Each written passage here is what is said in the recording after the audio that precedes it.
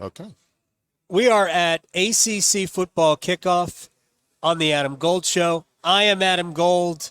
This man to my left, I don't know. I need that. I don't know if it's mirrored or not. I'm not to in my charge. left, Mike Felder, Bleacher Report at In the Bleachers on Twitter. Also, the Substack. Yeah, Substack. It's Felder. College Sports Now with Learfield. That's what we're here doing. You're everywhere. Yeah, listen. I got it. You got to diversify. You're small cap. You're mid cap. You're large cap. Yeah, here we go. All right. So I follow a lot of people on social media. Somebody that you may follow, you may not, but you certainly know who he is. I'm going to leave his name out of it. Said that right now we need college football more than ever. Maybe a little overdramatic, and maybe not really talking about college football. It's probably talking about something else. Sure. So we're heading for a year of transition, something that huge. Everything is new, right? And it's going to get even crazier as we go forward. Yeah. Where's your head at? Because you think about the big picture of the sport, and I know you're more focused on the games and the players and all of that. Yeah, but you also think about this in the big picture. You're not crazy about where we're headed, but where is the sport right now? I'm not. It's not that I'm not crazy about it. It's just that there's a couple things, right? So I think about it. It's like a multifaceted thing that I'm looking at, right? So the first part, listen, I'll be selfish. It's hard. It's way harder now. It's so hard. Remember when there were 9 teams in the ACC? Remember when there were 12 teams in the ACC? Remember when there were 14 teams? Yeah. There's 17 now. Okay, we got 17 teams. 17 teams, that's 17 rosters. 17 rosters, that's 17 rosters that you've got to learn, you got to understand. That's hard. But then throw in the transfer portal. Right. We got to talk about the transfer portal, so we got to deal with that. So for me personally, it's just harder. But if you look at the overarching thing, and I just got done talking to our buddy Mike Solarte. Oh, gosh. I introduced North Carolina Sportscaster of the Year, Mike Solarte. Yeah, that's my guy. He is. I introduced him to my new theory. This is the second thing that I'm talking about. And it's not new for me, but it's new. It was new to him, and I'm sure, I don't know if I've ever told you about this, but I don't think it's a money grab. I think it's a power grab. And I think those are two different things. It can be, yeah. So we're living in the world in the midst of this power grab. And by power grab, what I mean is we're looking at the SEC, we're looking at the Big Ten, and what they're doing is trying to squeeze everybody else out so they don't have to share. And the analogy that I made is it's like when you order pizza with your friends, right? There's 3 of us sitting at this table. You get 8 slices. So what do you do? We know that everybody's supposed to get 2. Right. In theory. But if you eat fast enough, maybe you get 4. Right? And I think that's what we're seeing. Right. It's not about how much money can we make. Yes, it is about that, but it's not about how much money can we make. It's how much money can we stop the other person from making. It's like when you have a pie, when your mom makes a pie, you don't want your little brother to have more than you. And I think that's the way that they're viewing, whether it's the Big 12 or the ACC. They're like, I don't want them to have, they can't have more than I have. Right. And so how do we make sure that they don't have an opportunity to do that? And I think that's the interesting part that we're living in right now. So that's the second part. And then the third part is looking at it from a player's perspective. There will be more opportunities. They've just said, we talked to Dave Clawson about this as well. He said it might be the end of the walk-on because schools will be able to give out 105 scholarships. 105 scholarships. How about that? But here's the thing, and I'm of 2 minds with that. You got 105 scholarships. If UNC had 105 scholarships when I was coming out of high school, I would have got one of them. Right. Okay. So it's not the end of the walk-on. It's the end of the walk-on in name. Right. But those guys that you were going to take as your preferred, they're still going to go play football for you. Yeah. I think what that does, though, and again, we talk about squeezing out the little guy. If you're a kid that's got a chance to play at Wake, at Duke, at UNC, at NC State, you get a chance to play at Clemson because of that extra 20, probably going to go there. Yeah. You might not go to Wofford. You might transfer out after. You might transfer later, but who's to say? Like there's some kids that just all they want to do is go to Texas. Mm-hmm. Texas now could take 20 more kids. Oklahoma could take 20 more kids. And so I think it's going to be interesting for specifically, in my mind, on different levels. It's going to be interesting for like Oklahoma State. Sure. Because kids grow up, they want to go to Oklahoma. Oklahoma doesn't offer them. Now they got 20 extra scholarships, maybe they offer them. So Oklahoma State's going to be like, so now Oklahoma State, they're going to be taking kids from Tulsa. Yeah. Those Tulsa kids aren't going to be those. Now Tulsa's going to have to find, they're going to have to take kids from somebody else too. And so it's a trickle down effect, and it's very interesting to see how it all shapes itself out. And we still, obviously, this has yet to come to actual fruition. But Well, it's next year. No, I know, but it's yet to come. It's crazy, So we're though. going to see what this looks like. And everything is moving fast. It's moving fast. Like I was here Tuesday. Was that yesterday? Yeah, my brain's broken, dude. Yeah. Well, no, but because today is Thursday. Yeah. Okay, so Tuesday. I was here on Tuesday with Stanford, with Right. Cal, and just I talked to Justin Wilcox, which, by the way, do you know they don't get their Delta miles? What? They don't get Delta miles when they fly. Because I was asking him, he said, we got a big Delta jet. We're going to go when we have to fly coast to coast. And I said, hang on, Coach, let me ask you something. Do you get those Sky Miles?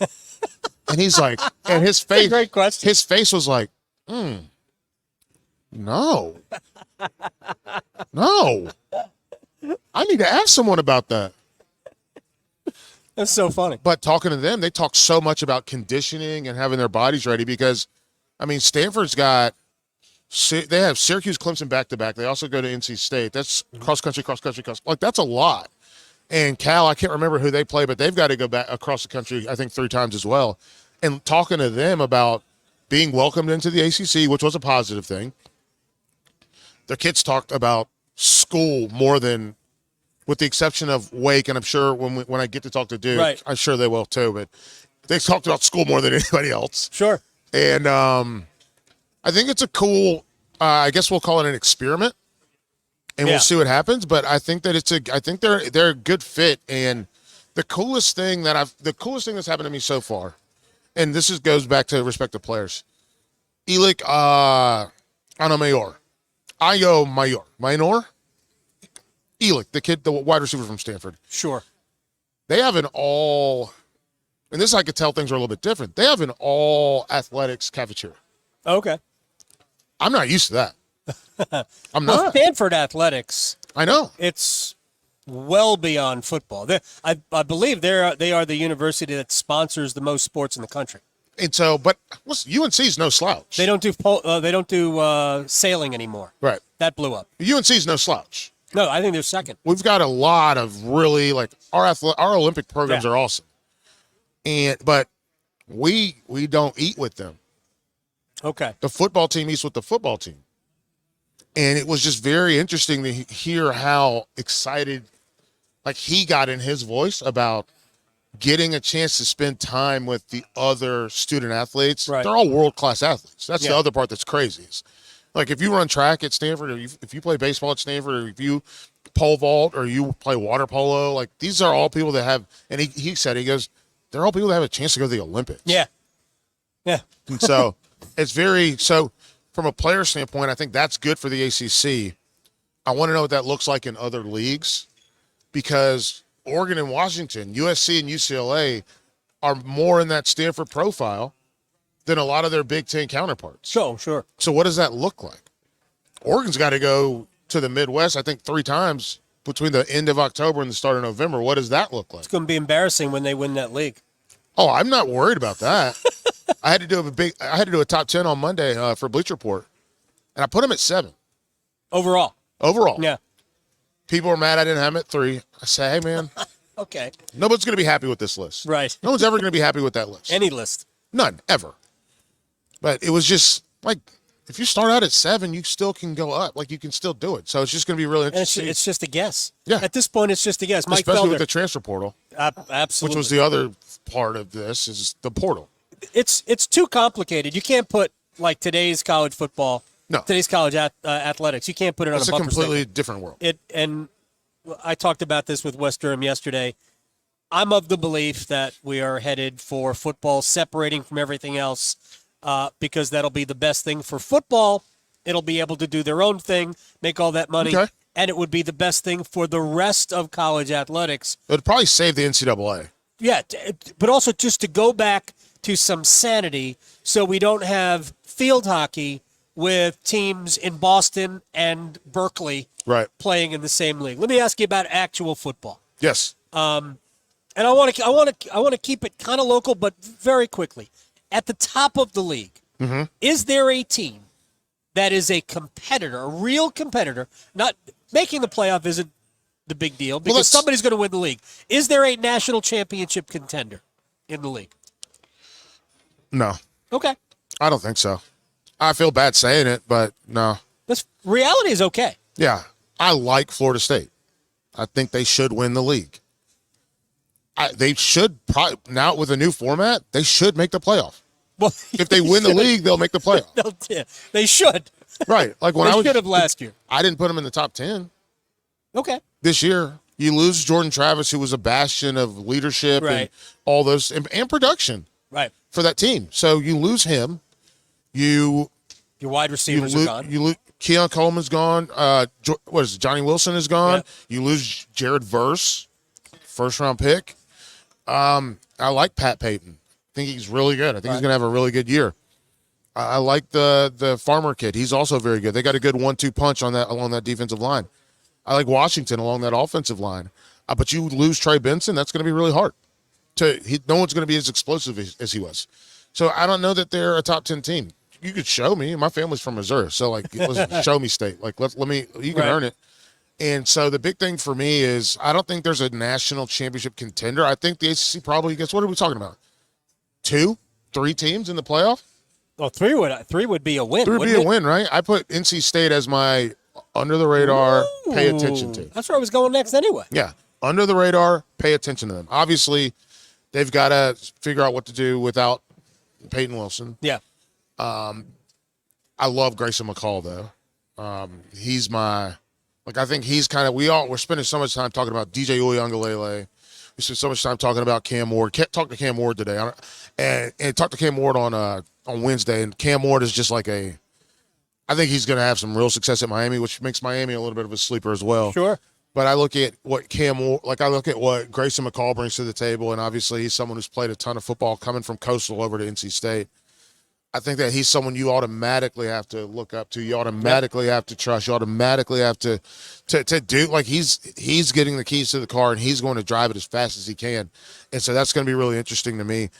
You look at, people have UNC as I talked to Roddy Jones, and he has UNC as this crazy sleeper, and I'm like, man, ooh. I went there, and I'm like, yo, right? I don't. I think that's a big swing. Isn't the recent history, doesn't that work against, we just saw a few years ago, you had Sam Howell in his walk year, and it went the other way. Drake May in his walk year. It sounds like a pro term, and it is a pro term. Yeah. And it went the other way. So the recency bias hurts UNC. Yeah. About NC State, the recency bias helps. Yeah, they could if they take one more step, that's a 10-win football team. Yeah.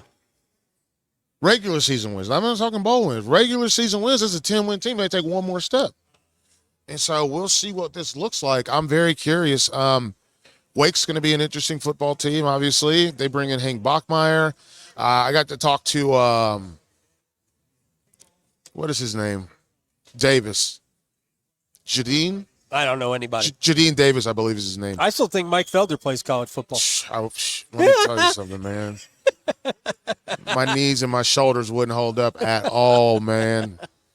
And look, I lost a lot of weight, but goodness, I weigh less than I weigh when I play. Do you? Yeah. But if somebody hit me, oh boy. Oh, shatter into a million boy. pieces. I'd be pink mist, just dust. Clemson. Yeah, I'm excited to get my eyeballs on them. If we're being quite fair, I want to get my eyeballs on Kate Klubnik. I want to get my eyeballs on these guys. I want to see wide receivers. They haven't had good wide receivers. Yeah, in 7 years. That's been the biggest problem. Yeah, those guys have not been very good, and it's not that they don't come in good. Right. They come in highly touted. They come in as names. They come in, but they don't produce. And they get hurt. hurt, lack of development. Yep. And then I was talking to someone, and they brought up that coaching staff. And so we'll see what this new coaching staff does. But they brought up Taj Boyd, they brought up C.J. Spiller, and they were like, "Are we sure they know what they're doing?" Right. Okay. So we'll see what happens. As they kind of have tried to revamp things defensively, I trust them. I think that, and also I don't mind putting this on wax at all. I think Barrett Carter is the best returning player in college football. I'm not even going to qualify it with non-quarterback. I think he's the best returning player in college football. And by that, I mean not just on the field, because this is a guy that could have been picked in the first round a season ago. Right. We're talking about a guy who is coming back to a defense that lost the bulk of their defensive line. Yeah. The back end of Clemson, I'm not worried. They got R.J. Mickens. They got a couple other guys back there. I'm Always not have worried good players about those back back guys. But if they would have lost Barrett Carter, their entire front seven would have been lost. Yeah. Like completely. I don't mean they would have lost them to the portal. I mean they would not have known what they were going to do. They've been a donut team, Yes. right? The middle of their defense has been a problem for a few years. That's kind of. They've been solid in there, but they haven't been great. Yeah, but we talk. I mean, think about Bresci. What is the kid? Orojo that got just got picked. So they've had guys in there. I just think that they haven't been not as aggressive and not as Como se dice potent. Okay, yeah. Potent as Did you just speak Spanish? That's my okay. So you spoke Spanish. I'll take you guys behind the scene. That's what I do to buy myself a little bit of time. Would you that como se dice? Yeah. I took Spanish. I do that right, instead of going that's what I do, okay? This is why Mike Felder comes on this program. All right, final thing because this crazy day. I know. Give me the two teams that are going to be in Charlotte back here in December. You can say it. It doesn't matter. Nobody's going to remember. I mean, Florida State, Clemson. We can only play two. Here's the only thing I'm going to say, though. I'm super curious. After talking to Brent Pry, I'm super curious about Virginia Tech. They should be good. Yeah, I'm super curious about them. I have too many friends who are Virginia Tech grads that are like, when is it going to come back? Brent Pry got me hyped up. Because there was a time where they were one of those, middle tier, national programs, Absolutely. Always in the top 15. I was just talking to Mike Solarte, and I was like, Virginia Tech invented ESPN2. Yes, they the did. Deuce. Yep. They invented Thursday Night Football, and to have them get back to that, I think would be really awesome. So, Mike Felder at In the Bleachers. Get the Substack.